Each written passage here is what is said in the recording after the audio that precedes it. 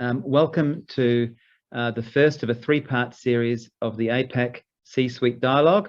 And today we're talking about top sustainability trends and their impacts on the board and C-Suite. My name is Matt Klein. I'm a senior partner at ERM and lead our low carbon economy transition practice across Asia Pacific. Before I introduce my panelists, I just want to run through a few housekeeping matters. Firstly, we encourage active participation. Please post questions at any time using the Q&A function at the bottom of your screen. We will discuss those questions at the end of the presentation. Secondly, this webinar is being recorded and will be used for ERM internal purposes. The presentation material will be available after the completion of the webinar. We have also enabled the English transcript feature. If you wish to use this feature, please click the live transcript button at the bottom of your screen and select Show Subtitle.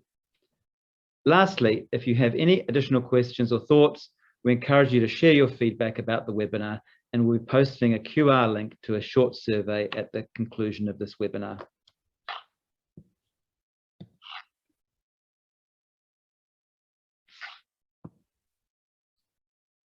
So I'm pleased to be joined by four esteemed panelists today, joined by Mark Lee. Mark is a director of the Sustainability Institute of ERM, and he's also recently authored a book entitled The Sustainable Business Handbook. Mark is based in San Francisco and has 15 years of experience in key leadership positions in the sustainability field. He possesses expertise in sustainability strategy and implementation, as well as in the systems, governance, policy, accountability, and stakeholder engagement aspects of this agenda. And I particularly thank Mark for attending to this webinar, which is very late in his evening.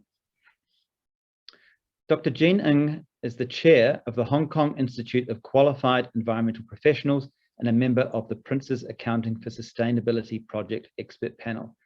She is also a director of the CLP Research Institute. Jean was involved in most of the early Hong Kong governmental air pollution and climate strategy and policy studies, and is regarded one of Hong Kong's experts in air and greenhouse gas emissions inventories. Alan Dyer is the Managing Director of Point Advisory in Australia. With over 25 years of experience, Alan has assisted in the development of sustainable strategies for Stockland, the University of Sydney, Westpac Group, Auckland Airport, Commonwealth Bank of Australia, McDonald's Australia, and Brambles Limited, amongst others. And I'd also point out that recently ERM has advised that Point Advisory will soon become part of the ERM family of companies. Alvin Chiang is the Corporate Governance and Board Advisor at Russell Reynolds Associates. He's based in Singapore and utilises his expertise and experience to help directors and CEOs better understand the nuances of government, as well as enhancing performance and improving dynamics with their boards.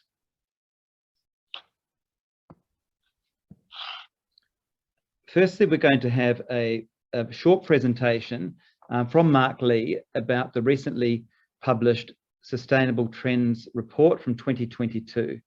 And we're going to focus on a small number of those trends and then dive into some more detail with the panelists following that. So with that, I'll hand over to Mark Lee. Thank you, Mark.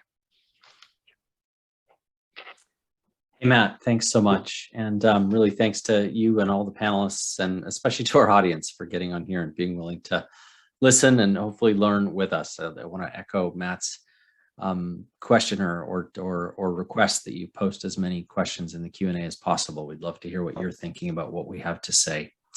I am joining you from the San Francisco Bay Area tonight. Feel really honored to get to join you on the other side of the world. I'm going to talk about our 2022 Trends Report and try and put it in a bit of context and then key in on 4 of those that we think are most relevant given the audience and the region and the panelists we have today and their expertise. This Trends Report is something that Sustainability, which was acquired by ERM 3 years ago, has been working on for about 2 decades. We've continued that tradition of an annual trends report every year inside ERM as well. The process of this used to be very much about identifying the trends that were moving through the corporate sustainability space. The field is pretty established these days. You know, we know what the big issues are. And so instead of trying to, kind of divine which trends matter most in any given year, we're now focused much more on what to do in terms of understanding and addressing them. So we committed in 2021 to actually track the same 10 trends, and if we can go to the next slide, through mid-decade. And we're talking instead about how corporates are responding to these and what they're doing about them, how they're integrating them into their business, how they're operationalizing action against them. Hoping the slide is advanced at the other end. It hasn't at my end, but that could just be a slow connection. If you're looking at the set of 10, and there they are, while we're keeping 10 steady over a course of a few years and reporting against them, that doesn't mean that they're not dynamic, and it doesn't mean that they're not interactive. And so if you think of supply chain, maybe nothing on this list has been as dynamic as supply chain over the last few years. COVID so severely tested supply chains globally, making us shift our thinking from a just-in-time to what one of our clients calls a just-in-case kind of approach to supply chains, and thinking about what we need to do to make them resilient and adaptable enough to adjust when a shock like COVID hits the system. So much more about adaptability, a little bit less about efficiency. We have to maintain all the best of the efficiency side of our supply chain systems while making them more able to change under pressure. The shortages of the COVID era, of course, included, semiconductors, kind of famously, even shipping containers will come to that. And if that wasn't enough on those issues and others, we now have the Russian invasion of Ukraine. It's going to exacerbate supply chain issues, existing ones, and it's going to throw new ones at us. The semiconductor problem gets even deeper. Some of you will have heard that 70% of the world's neon comes from Ukraine, and it's essential to the production of semiconductors. So we can anticipate more challenges there. In terms of interaction between the issues, Russia is a major nickel producer, and we've already got a prediction that the point in time at which EVs, electric vehicles, reach cost equivalency with internal combustion vehicles, a critical step in decarbonizing mobility, is going to be pushed back at least a year or two because of interruptions in the nickel supply. That's going to make overall climate goals harder to reach. It's going to affect, the climate issue, even though it comes from a supply chain problem. Additionally, we don't know yet how, but grain shortages and migration are likely to affect food supply and strain social systems. As societies and economies have to deal with those issues, they'll be less able, perhaps, to deal with some of the sustainability issues we're focused on today. Many of these other issues touch one another as well. Biodiversity is essential to addressing climate change. Human capital relates to fundamental rights. ESG integration connects to stakeholder capitalism, and so on. So we should see these individually, to be sure, but we should also think about them as a set. I wanted to talk quickly about just a few of them, and I'm going to touch on ESG, human capital, responding to climate change, and then supply chains once more. So ESG has been exploding in importance. It used to be something that was kind of the domain of specialist teams inside organizations, and it kind of followed what the rest of the business did. But it's now integral to overall performance. Governments from the UK to Hong Kong to Singapore to the US are lifting the compliance floor, and investors and other stakeholders are demanding more and better ESG disclosure so that they can better judge corporate performance.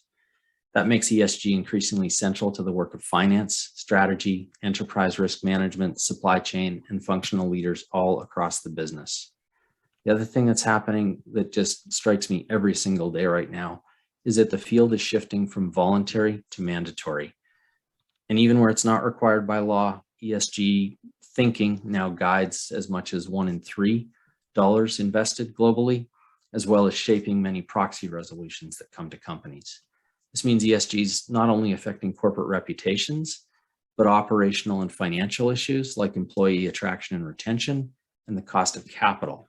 It's a factor in private equity decisions as well as in public markets. So there's kind of no escaping ESG. It doesn't matter where in the finance system you sit. Insurers and investors are setting deadlines for the implementation of ESG metrics that they want to see in the companies that they invest in and insure. And we see ESG metrics increasingly becoming part of executive compensation. So at that board, and executive level. Half the FTSE 100 in the UK now has at least one ESG performance metric in place, and boards are seeking and need more directors with ESG and sustainability experience. I think we should say, get yours now. They're going to be in short supply in coming years. If we move on to human capital, COVID again kind of revealed to us once more, we never should have let it slip, how much people matter. It also changed the workplace, and it changed the employer-employee relationship in some ways that will probably snap back, but in many ways, I think, irretrievably.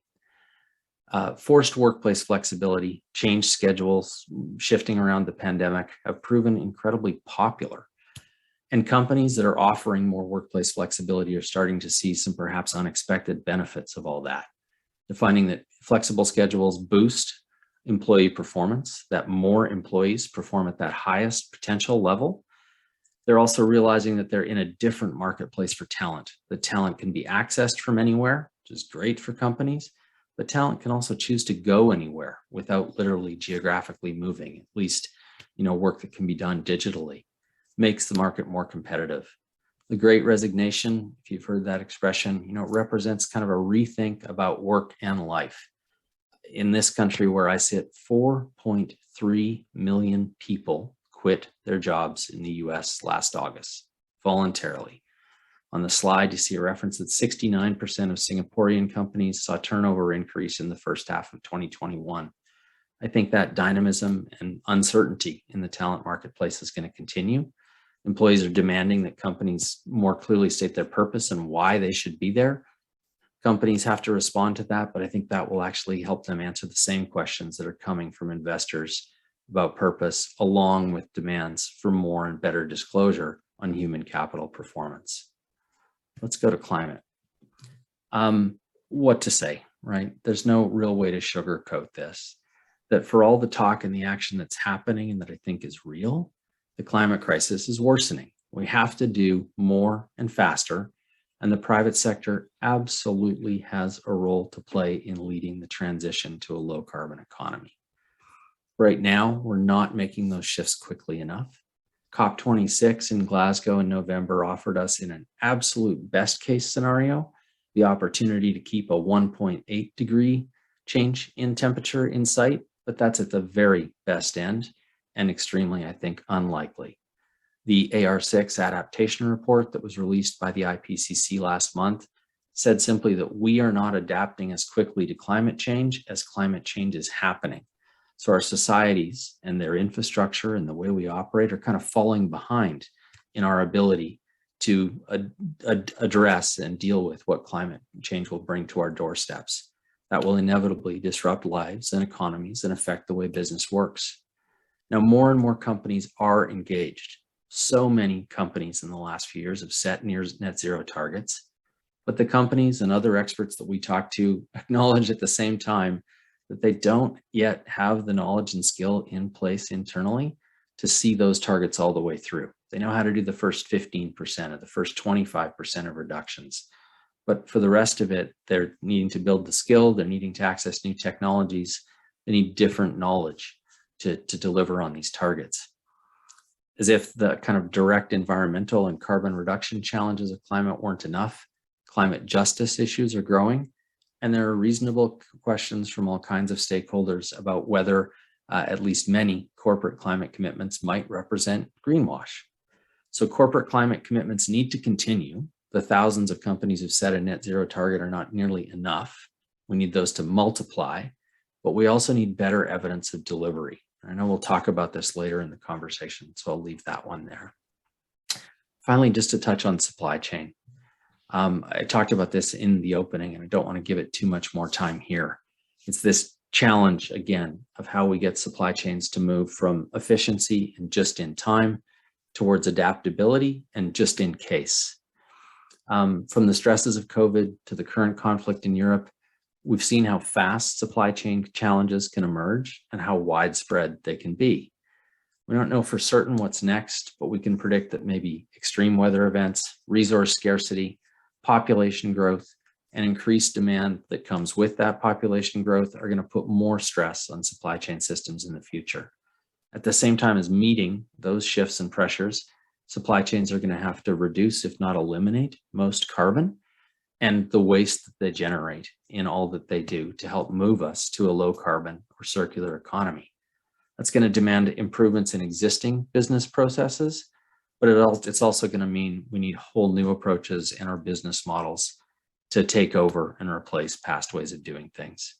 There's a host of people-related issues in supply chains as well, from worker shortages to lack of certain skills through recruitment and retention to DEI and human rights issues that are too persistent in many regions and things that we have to address as we go forward, and companies again need the skill for. And Matt, that's the summary, and back to you. Great. Thank you very much, Mark. And quite sobering, some of that commentary, and a lot of connectivity between the four trends that you picked out as well. I guess from my perspective, I'm comforted somewhat by the seriousness in which these issues are actually being discussed and undertaken at a C-suite and a board level. So really looking forward to the insights from our panelists on that. Can I ask our panelists to please come on camera? And whilst we're doing that, we're going to ask the attendees if they wouldn't mind contributing to a poll. And I'd like the attendees to indicate which of the four trends is of utmost priority for your organization now. And hopefully you'll see a window appearing on the screen with the four trends that Mark has spoken to.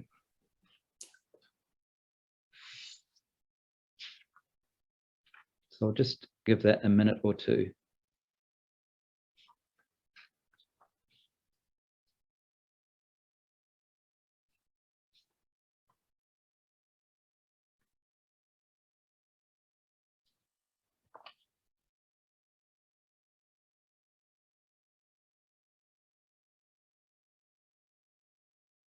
Okay.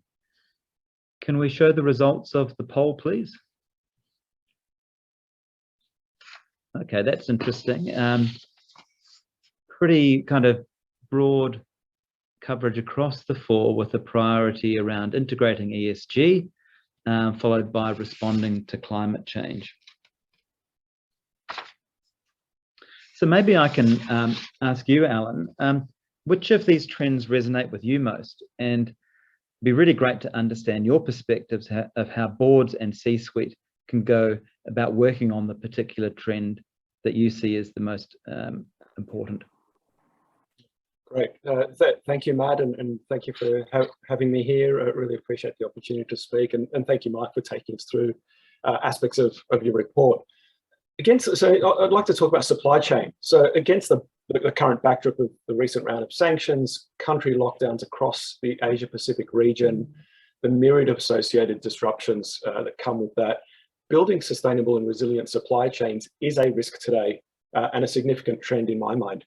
A key reason this trend resonates with me is around that core business prioritization rule of 80-20. Given it's typical that approximately 80% of a company's greenhouse gas footprint is embedded in what they purchase, logic states that one would put their effort towards managing the associated risks and opportunities within that 80%. This notion also holds true for respecting and advancing human rights. The global supply chain issues we've all observed are making management of environmental and social factors harder. If we take one example, PPE equipment usage increases material use, and that link to increased emissions impact as well. And in some instances has been associated with the exploitation of vulnerable workers in the supply chain. The issues are also fueling a complete rethink of procurement strategies. I love the just-in-case concept, and at times business model strategies. Those companies that have invested the time and effort to gain transparency in their supply chains and work with their suppliers towards addressing environmental and social impacts are reaping those benefits, such as first mover advantage, preferential status with suppliers, as well as customer loyalty and brand value. When I talk about time, I think it's important to understand that those companies that have been engaging for years with their suppliers to achieve measurable outcomes and commercial benefit So those that are just starting out need to, I guess, recognize that, yes, there's a need to act urgently, but recognize that these things can take time and effort over many years in order to realize the benefits. In countries where human rights disclosures are required, we've all seen an increased trend in seeking supplier information via questionnaires to better understand the risks. I think leading companies will include those that are leveraging those processes to A, uncover opportunities to advance human rights outcomes, but also to B, to gain deeper insights on greenhouse gas emissions to support bolder climate goals and commitments. While it's great to see the increase in prevalence and sophistication of technological tools to identify and prioritize supply chain risks, leaders need to remember that these at times are generic tools. So they are not a silver bullet solution, and your company still needs to undertake its own risk and opportunity assessments, at the very least translating what external tools risk classifications are into risk ratings that are meaningful to your company. In Australia, we're also witnessing an escalation of attention on supply diversity, including Indigenous-owned businesses, women-led businesses, disability enterprises, social enterprises, and B Corps. So I was glad to see that validated in the report, Mark, where you track the number of references to supply diversity in corporate reporting. We've seen a significant escalation of supply diversity questions in major tenders, and we've been assisting our clients in the preparation of their submissions, including developing implementable initiatives required to maintain contract conditions in some cases. And typically these requirements require active management, sometimes by people who are new to supplier inclusion and diversity. I think key areas that leaders of the private sector should consider are boards and C-suites of the most resilient and successful companies in the future will be those that are engaging with how their supply chain activities are reducing harm and creating advantage by responding to the sustainability and ESG risks and opportunities that are most material, and where the company has a unique contribution towards reducing those harms and creating positive outcomes. So within that context, setting up the organization for success by defining an integrated procurement strategy and transition the procurement function away from its primary purpose being linked to what I see as a now dated mantra of cost reduction towards a procurement team of strategic buyers that are enabling the achievement of strategic objectives, and that includes management of key sustainability risks and opportunities. Happy to pass over to you, Mark. Great, thanks, Alan. Some fascinating insights there, and I like the couple of tips for the boards and C-suites. Jean, I'm wondering if I could go to you and understand from your perspective, is there a single game changer that you think the C-suites and boards should focus on? What doesn't? Yeah. Yeah, for sure. For me, I think ESG integration is first and foremost critical, in fact, to responding to all of these trends that are included in these 10 trends, the other 9 trends. And so that's why I would pick ESG integration. As Mark had referred to earlier on, we kind of know what the issues are. Now it's about delivering the performance and actually meeting the goals. So I think integration, ESG integration, is definitely going to be required for that. And I first wanted to start off to bring a point. I think it's, right now we're very quick to judge because there's so much uncertainty, so much needs to be done. But every company, sector, country, they're going through sort of the learning curve on ESG or sustainability. So there are different stages. You start with awareness, then there's more, okay, there's operational efficiency, then there's actually business strategy kind of changes, and then sort of leadership where you're actually shaping or creating even new industries or policies that will help bring them aboard. So I think when we judge any company or sector or country, I think we just need to take the context into consideration, and it's more about helping everyone move along that curve. And having said that, there are 2 sort of sub trends in the report where it talked about breaking silos and sort of the ESG governance and competencies. But with the silos, I think it's really important to think about how you have the governance structure, so they actually play into each other. I know in Asia, we've heard people have asked, like, especially in the Asia region, it seems like it's the sustainability team carrying the work, and sort of, is it really embedded? Is it really integrated? And that's a good question, because I think in most companies, it's yet to be fully integrated. And the reason being is, in addition to a team, you actually do need the governance structure to be set up at the board, at the management, sort of C-suite decision-making level, and operational. And what happens in Asia typically is you either start at the operational level, so it's like, engaging all the staff and have a cross-departmental, committee, which is great, and you need it. It needs to be there, because when you need to implement, that is the forum where you're going to discuss, look, okay, the goals have been set, the strategy has been set. Now we have to have this implementation plan, right? What's the timing, what and where and when, what we need to do. But the board level also needs to be there to actually really push, the company and ask the questions, are we getting there? How are we getting there? So that all the way down, there is this integration. Now, I would say the key to integration is that C-suite committee, which most companies do not necessarily have. It's the cross C-suite. And the reason why it's very important, I'll give an example. If you're going to set a target for renewable energy or net zero carbon by 2030, let's say, the CEO may say, well, this is great, let's do this. But when it comes to implementation, your CFO is going to ask, well, how much money is this going to cost? Like, and does this mean we're going to change our business model? The chief HR officer is going to say, well, where am I going to get the people to do this new stuff that we've never done before? Then you have the COO asking, well, okay, what are my systems and process, fit for purpose if we're going to change everything? And all these decisions, just this one target, will basically draw in all the decisions that need to be made from all across the different functions. And I think that's part of how you can break the silo, is having that piece. And the reason why also that C-suite is important is there's no one else in the company who can say, yes, we will now approve or even bring up to the board a brand new policy or a brand new goal that will affect the bottom line of the company, right? So it cannot be, those kinds of decisions cannot be made at sort of the operational level. And that's why I think that's very key. I think another point I did want to make also on the governance side was the fact that, governance and competency, you need the right people. So for example, the sustainability team, if you hire someone who complements the weaknesses of the company. So if you are predominantly, very engineering oriented, but you don't know much about the science, then maybe having someone from the science side would be good, or someone from the social side, right? If that's an area that you're not good at.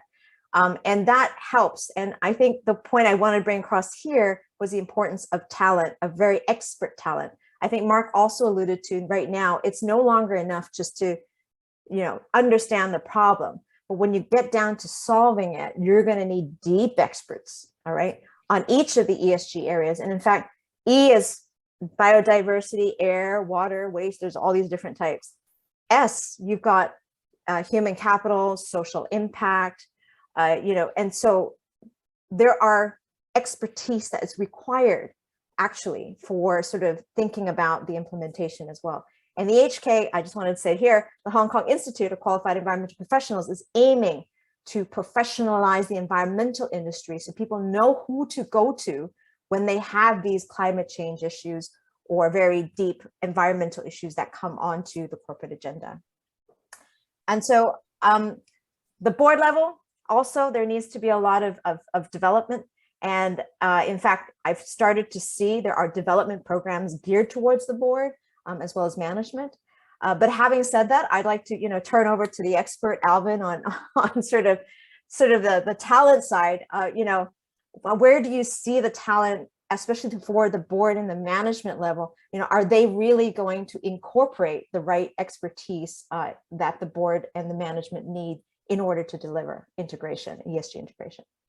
That's a very good question, Jean. And I think, long story short, there is a very clear trend towards building in that kind of sustainability requirements in searching for executives, in searching for directors. And actually, we kind of did a study back in 2019, and we asked a whole bunch of global CEOs whether they believed integration was important, and an overwhelming 90% said yes. But when we asked, the question was, what are you guys doing to integrate it? And then have you really gone down that path just yet? You get slightly about under half saying, yeah, we're actually doing it. And I think part of the problem is that what we've been talking about for the past couple of minutes was the fact that a lot of the integration hasn't really seeped into the DNA yet.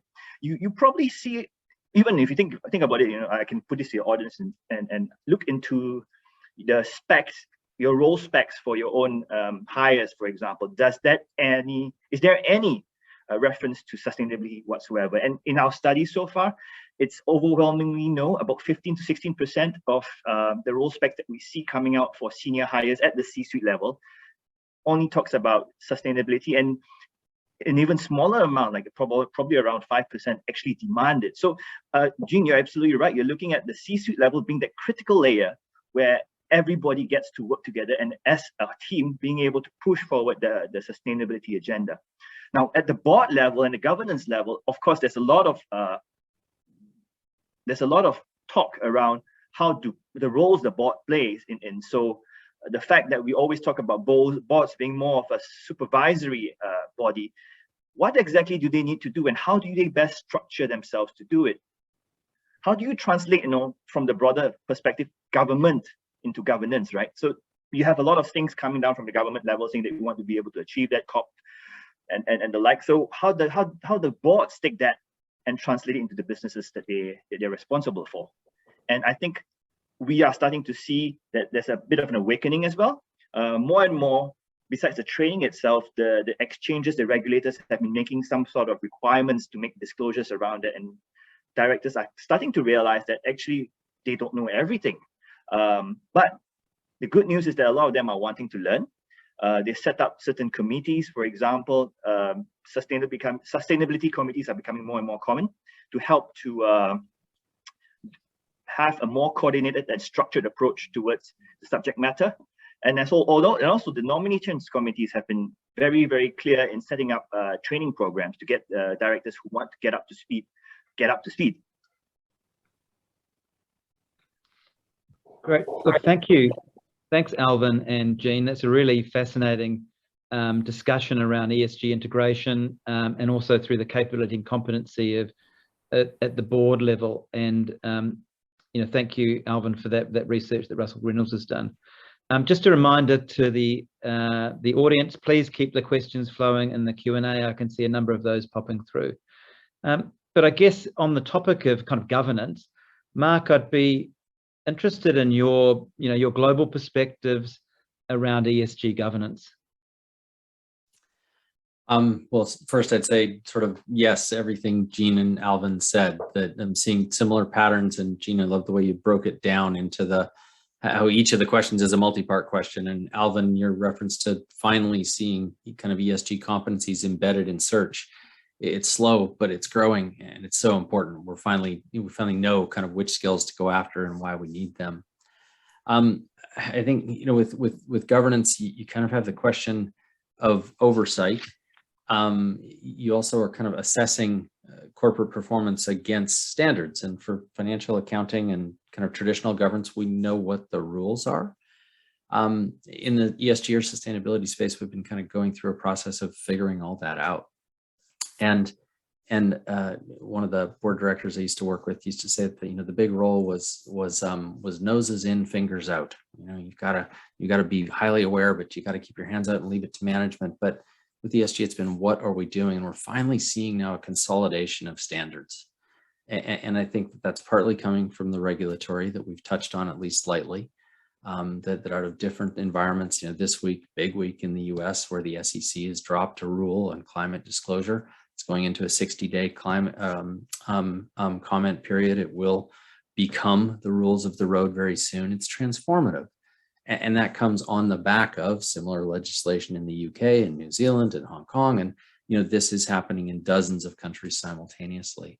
We also have a set of standards against which it is possible to govern at least aspects of ESG performance. And those are starting to come together as well. So to me, one of the big things at Glasgow that wasn't directly about climate was the announcement of the creation of the International Sustainability Standards Board. And the best thing about the International Sustainability Standards Board was it brought together the Climate Disclosure Standards Board and IASB and the Task Force on on climate-related financial disclosures and the Value Reporting Foundation and the World Economic Forum. It's kind of getting them all on the same team. Two of those bodies are now part of the International Sustainability Standards Board. CDSB and the Value Reporting Foundation have actually folded in.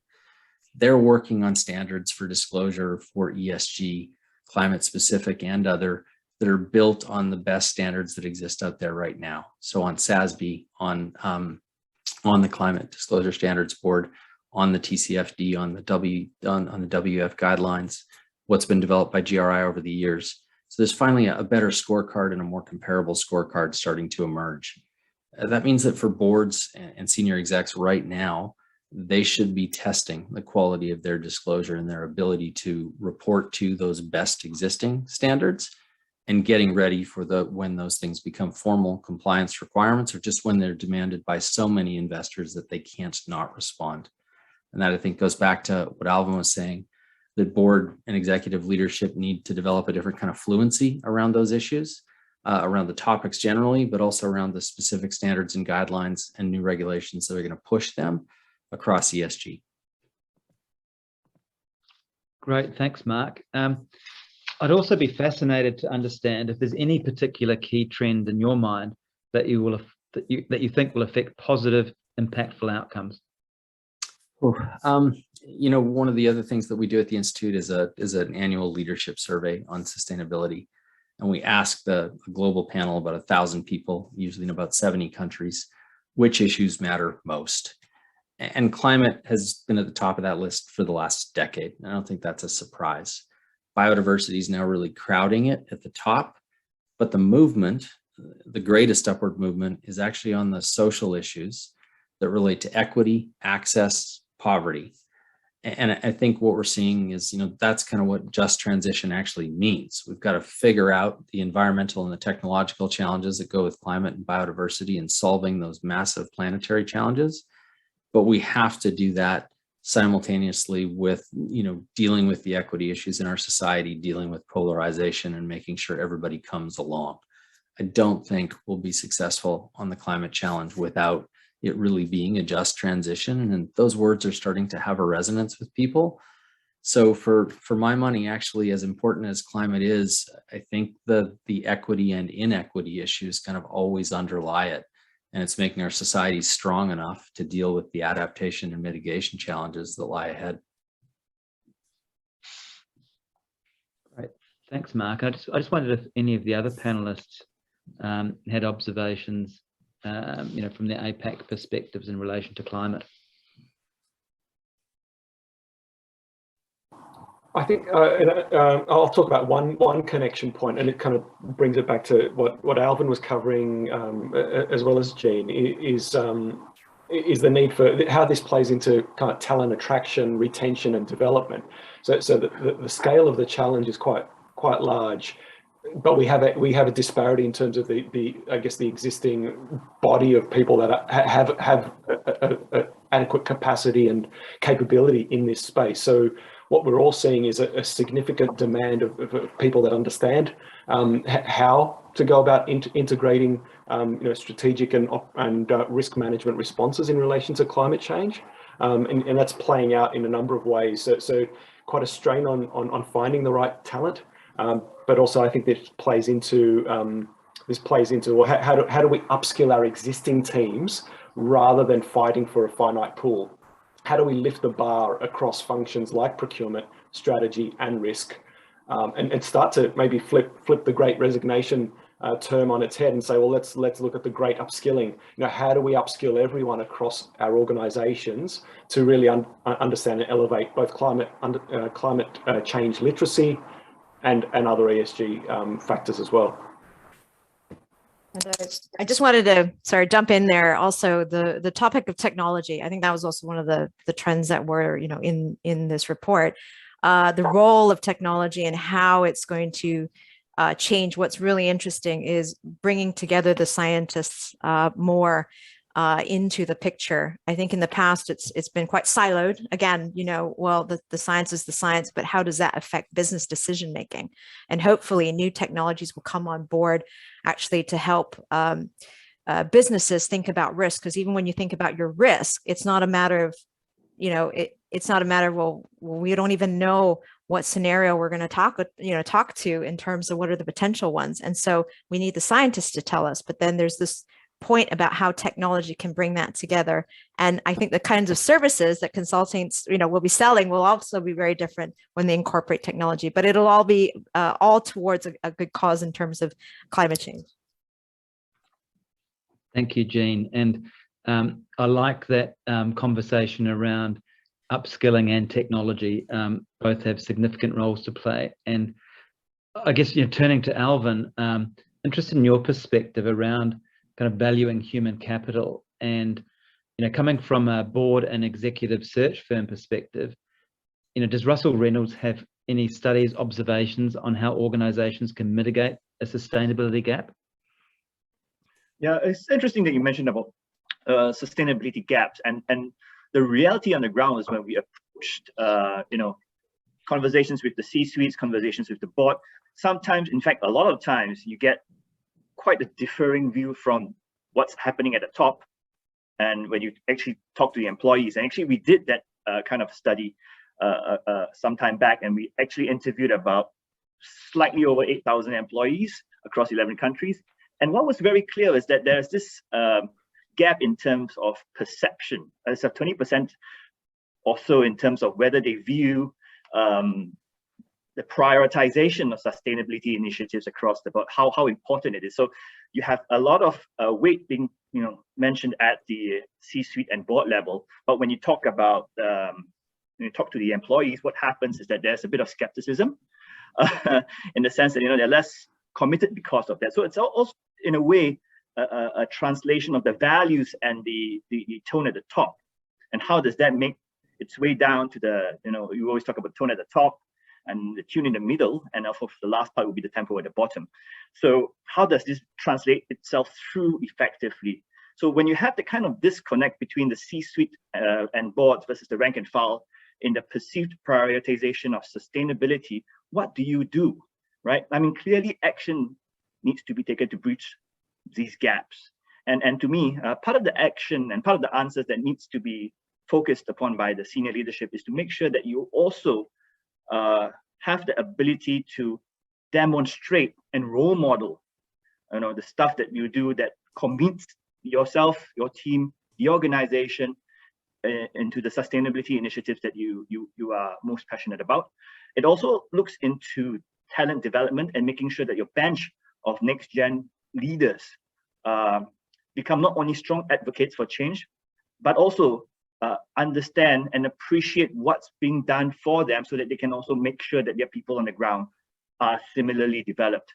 So it's about laying the groundwork, about building that level of competency in the next gens. And as I spoke earlier, it's clearly articulated through job descriptions and KPIs. But at the same time, it's also about making sure that there's a proper link to compensation, right? I mean, it's important to say that you want to do this, but also what gets done must also be rewarded. You need the carrot and the stick, right? So at the board level, it's going to be slightly different, because it's also about aligning their vision on sustainability with what management is doing. The directors also need to be involved and understand. So you have a situation where many of them actually come from an environment where it's not that important just yet. But I think the clear point about this is that many of them are starting to appreciate it and are starting to encourage, their charges to be, establishing an environment, establishing a culture that allows for sustainability practices to be clear, deliberate, and they have to support it throughout. Fantastic. Thank you, Alvin. That concludes our kind of panel discussion. We've got a number of fantastic questions coming through the chat. So thank you to the audience for putting those to us. I think we've probably got time for about 3 questions, and we will address the other ones kind of offline. But lots of questions kind of around the human capital perspective, one question here, do you see organizations based in Asia focusing on the social governance as much as they do on environmental governance? And how do Asian-based companies fare compared to European and US-based companies? So I'm wondering whether perhaps Alvin and Jean may have a perspective on that question. Let me take a step at it first. I think there is a clear leadership in the context of where Europe is heading, and Asia. The thing is that we are learning along as we go. I think it's also because of the fact that we've also been, in a way, very focused on growth for the longest time, and we've always been a high growth region. How this has actually translated into sustainability is still up and coming. I feel maybe with the view on where talent is concerned, a lot of the boards and C-suite currently still focus on KPIs that are still not really very much linked. So with the development and harmonization of these disclosures and the requirements by regulators to kind of harmonize all this together, there is now an ability for a lot of the boards and C-suites to step up. So it is my desire and my vision in the end, hopefully, that the governance framework deliberately includes all these aspects into it, and then we can start to see Asia kind of thing being able to catch up with Europe in that sense. Jean? Yeah, I think it all comes down to policy and regulation. I think in my perspective, sort of the culture aspect is we are, I think in Asia, there tends to be more of a compliance mode as opposed to anything else. So I feel what it takes is more regulation. And as we see more regulation and disclosure, so what's been interesting, I'll give an example. Hong Kong Stock Exchange, the ESG guide, before it came out, not very many companies were looking at it. But then once that came out, then everybody started to think, oh, okay, this is going to become comply or explain or mandatory one day. We got to start looking at it. And what's interesting is, yes, there might have been a lot of dabbling in the social side earlier on because people think of sustainability as more philanthropy, which, I'd like to emphasize that's not, the whole picture. But once they also were educated to know, oh, for environment, there are numbers. You can do the calculation. You can actually measure some of this stuff. Then actually the companies end up doing that part first and much easily first because you can measure it. Whereas the social side, I think, it is a bit more nebulous because, independence, for example, of the board, for example, these are areas where culturally it's still, it's still not at the same stage, or, the understanding or what's acceptable is different. So I think in Asia, it is coming up from behind. So like, I think from the environmental side, it may very quickly, be up to date and they'll do that really well. I think the social side will always be contentious because different parts of the world, different status, what's acceptable, what's not acceptable. There'll be a piece of that. But I think the environmental, actually regulations and policies will be important to level the playing field. And also the fact that E, S, and G areas tend to still be very, very, I guess people still see it as kind of fluffy and not really solidified as a must-have in terms of operational performance, that unless you start to internalize the cost, and part of that is to have the proper policy and regulation to make the alternatives, which is today's, I think, a lot of unsustainable business models, you have to make them unsustainable so that they move towards the more sustainable business models like circularity. Right. If you don't move towards that, then, you won't even have the jobs. And that's the other thing. You're not attracting the right talent if you can't remunerate them. And so, the mission of the HKIQEP is to actually lobby the government to actually have a law and say, you should have qualified environmental professionals who passed an exam and who are qualified. And I think we have to have more of these even within the ESG areas, so that the company can also know, who to hire even when they want to do it. I think I would add to that point about, and the running joke about giving the opportunity to comply or explain, most people choose to not comply and explain. So actually to that point, at some decision point in time, governments probably will have to come down hard in certain areas where they say there's no goal because I'm not seeing any improvement. We should then make it mandatory. Great. Thanks, Alvin and Jean. And a nice link back to Alan's earlier comment about the capability gap and a great upskilling. Okay, so a great question from Philip, which may take longer than 5 minutes, but I want to throw this one to Mark and Alan, right? So how do you balance profit sustainability versus ESG integration? This is a key concern for small, medium enterprises to remain an ongoing concern in light of the pandemic and the Russia-Ukraine war, raising energy costs and the costs of business. These small to medium enterprises form a large section of the Scope 3 emissions. How do we address these concerns effectively? In 5 minutes, please, Mark and Alan. And 2 minutes each. Alan, do you want to kick off? Happy for you to go, Mark. Yeah, go ahead. I'll take a shot. I mean, I might start at the end, Philip, and thanks. There's many questions here.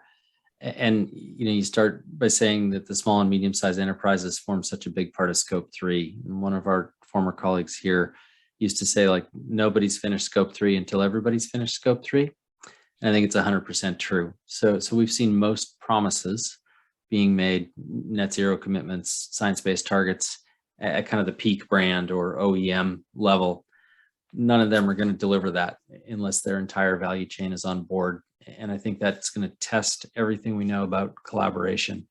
I think a lot of the onus, in addition to the policy challenge that Jean and Alvin have kind of thrown out for us, which I think is necessary, raises the floor that everybody competes above. We need a whole different kind of collaboration on transforming business models within value chains. And ultimately, the cost of that will need to be shared.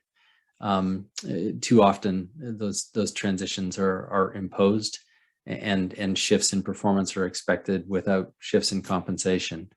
Sometimes it's just transitory. I remember as we started to get higher standards for coffee sourcing, people were paid more per pound for the coffee during the transition period, but after 5 years that would fade away, and that was the expected performance level. So do we need transitory payments to see small and medium-sized enterprises through the costs of adapting to parts of climate or biodiversity or other pieces of this agenda?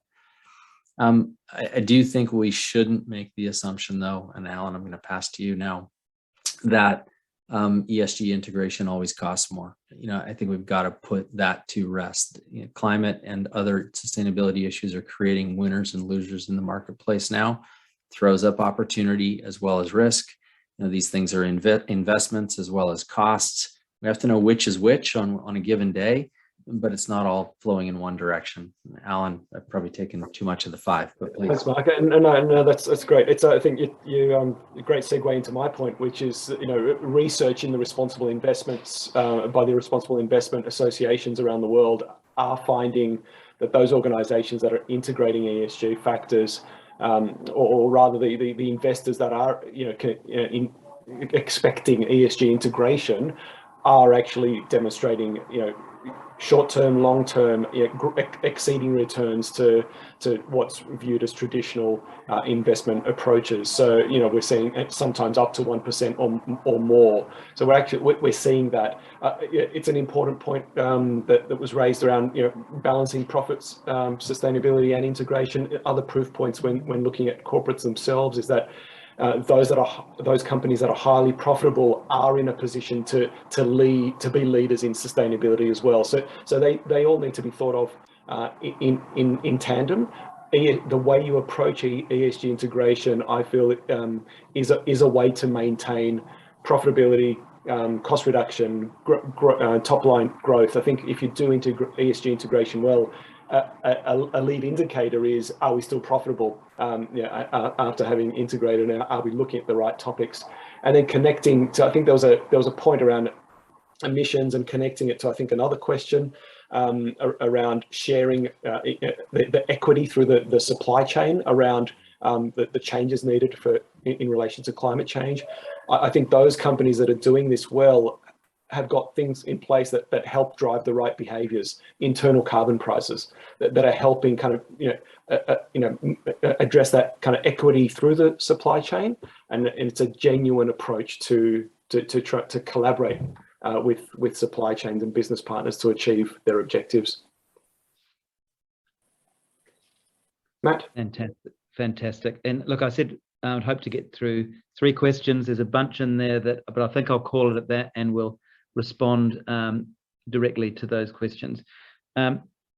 Just, I guess I wanted to go around the table and say to each of the panelists, if you had to leave the C-suite, the boards and professionals that are listening to this webinar with one message, what would it be? I'm happy to jump in, Matt. Right. Sorry, I'm going to take 2 parts. Sorry. So one, keep in mind the multiplier effect of the trends that are included in the report, and consider whether you might stress test potential scenarios. And boards, and I think boards should regularly ask management about how effectively sustainability risks and opportunities are being managed. So I suggest asking the simple question, how do we know our integration is effective? Great, thanks, Alan. Jean, can I go to you? Sure. Again, maybe I'll do 2 points. First, figure out what's most material for the business. I think that goes back to what people were asking about. Integrating. Does integration cost more? Actually, it's the cost is moving towards making your business better. So the whole point is, if you've got the right ESG dimensions that are material that you've identified, they are critical for your business anyway. So the point is that should be a part of the discussion, is the materiality piece. Secondly, I think for boards especially, and C-suite, take some courses, take some classes. They're now coming online. There's competent boards. There's the Cambridge Institute. If you don't know it, have a start by just taking some of these. Great, thanks, Jean. Alvin? I'm going to build a bit of what Jean says, and it's going to be a point about making sure that the solution is never just one person.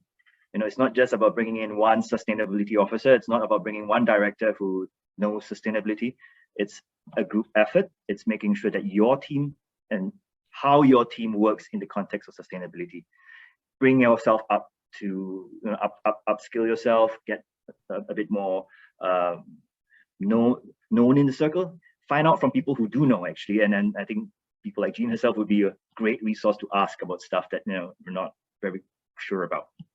Matt. Great, thank you, Alvin. And Mark?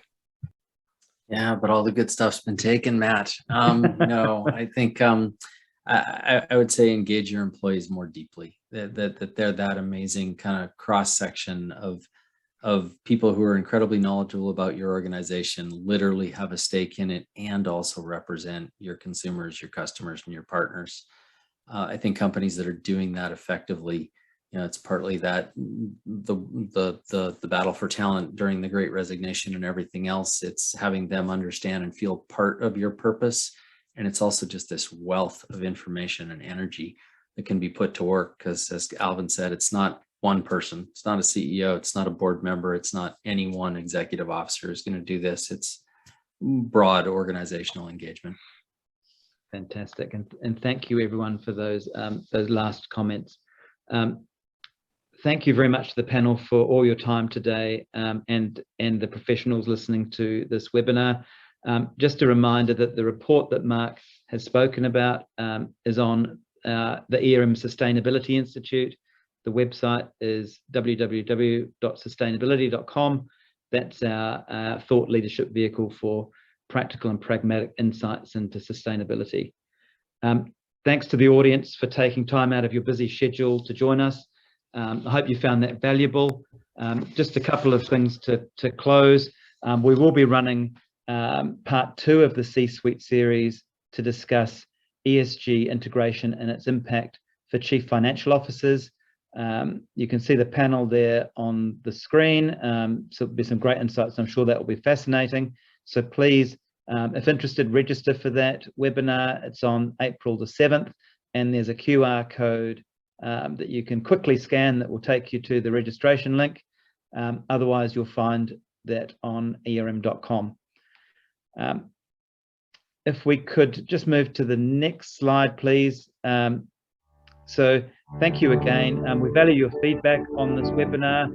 If you could please give us any commentary. Again, if you use the QR link there, that will take you to a survey and we would appreciate any responses you have. So thank you very much, everyone, and look forward to seeing you on the next C-Suite webinar. Thanks so much, Matt.